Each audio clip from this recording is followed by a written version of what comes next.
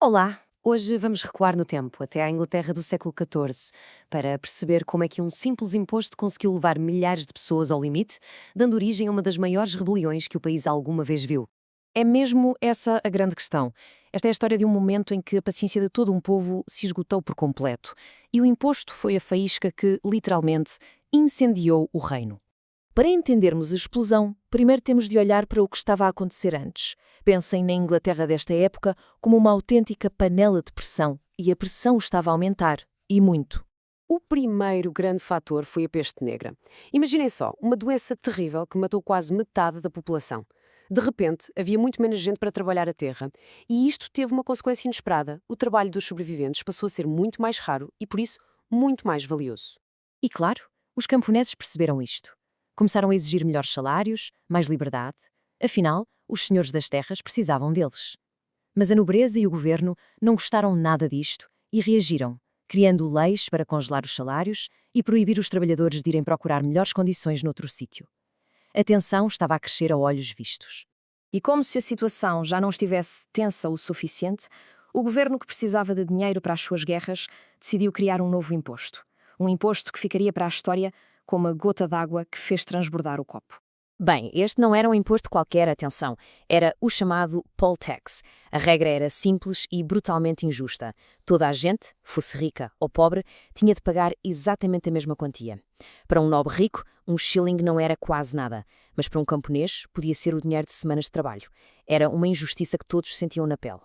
Muita gente tentou, como é óbvio, não pagar, mas os cobradores de impostos tornaram-se cada vez mais violentos e foi aí que a paciência se esgotou de vez. A raiva que andava a ferver em lumbre brando finalmente explodiu. E todo o movimento precisa de um rosto, de um líder. Neste caso, apareceu um homem chamado Wat Tyler. Ele tinha um talento incrível para a organização e conseguiu transformar multidões de gente zangada num exército improvisado, com um objetivo bem claro. A dar voz e inspiração a esta revolta estava também o pregador John Ball. As suas palavras eram poderosas. Ele falava de igualdade, de um mundo sem senhores nem servos. Esta mensagem de justiça social espalhou-se como um incêndio, dando às pessoas uma razão ainda mais forte para lutar. E com estes líderes à frente, a marcha começou. Milhares e milhares de rebeldes, vindos de várias partes do sudeste de Inglaterra, puseram-se a caminho da capital, Londres. Mas eles não estavam só a marchar. Havia um plano.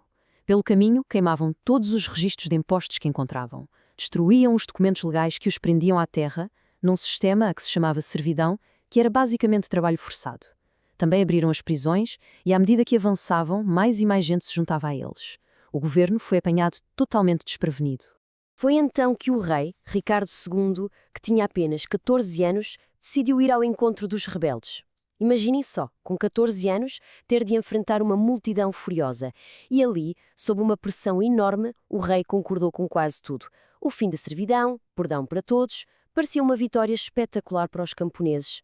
Mas, enquanto o rei negociava, uma parte mais radical dos rebeldes tinha outras ideias. Eles não quiseram esperar e invadiram a Torre de Londres, que era, na altura, uma das fortalezas mais seguras do reino. E lá dentro encontraram os homens que eles consideravam os verdadeiros culpados pelo imposto, o arcebispo, o chanceler e o tesoureiro do reino. Arrastaram-nos para fora e executaram-nos. Foi um ato brutal, que mostrou que a revolta também tinha um lado de pura vingança. Com a situação cada vez mais tensa, foi marcada uma segunda reunião para resolver os restantes problemas. Mas foi neste segundo encontro que tudo mudou, com um desfecho absolutamente chocante. Neste novo encontro, Wat Tyler, talvez sentindo que estava em vantagem, aproximou-se do rei e fez exigências ainda mais radicais. Queria, por exemplo, que as terras da igreja fossem distribuídas pelo povo. Estava a puxar a corda ao máximo.